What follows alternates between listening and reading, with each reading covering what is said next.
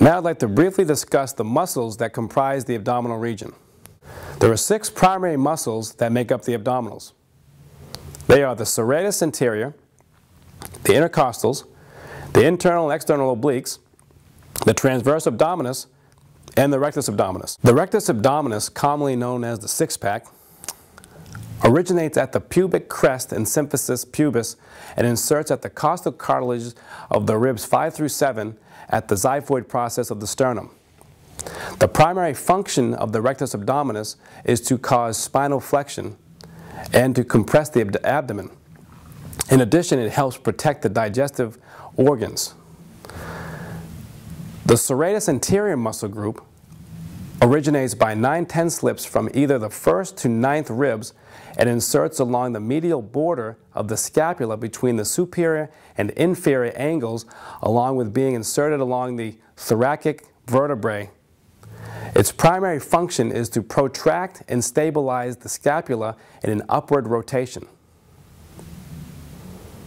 The intercostals originate at the 1 through 12th ribs and insert at the 2 to 12th ribs.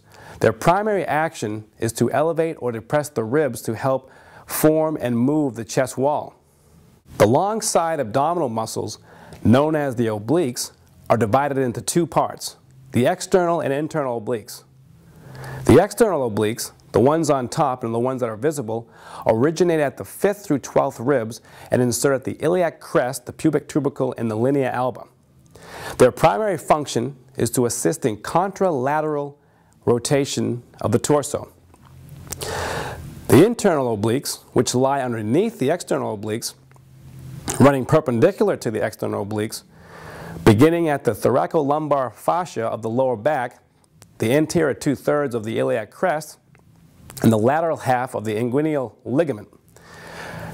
The muscle fibers run from this point up toward the midline of the muscles, inserting at the inferior borders of the 10th through 12th ribs and the linea alba, otherwise the abdominal midline seam.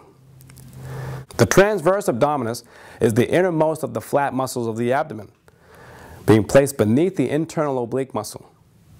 It originates at the lateral third of the inguinal ligament from the anterior 3/4 of the inner lip of the iliac crest, from the inner surfaces of the cartilage of the lower 6 ribs, interdigitating with the diaphragm, and from the lumbo-dorsal fascia, inserting at the xiphoid process, connecting into the crest of the pubis and pectineal line, ending at the midline of the abdomen.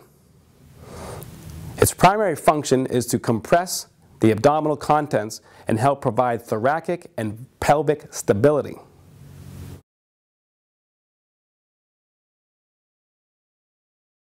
If you have any questions regarding today's blog, please visit me at my website at www.darylconant.com.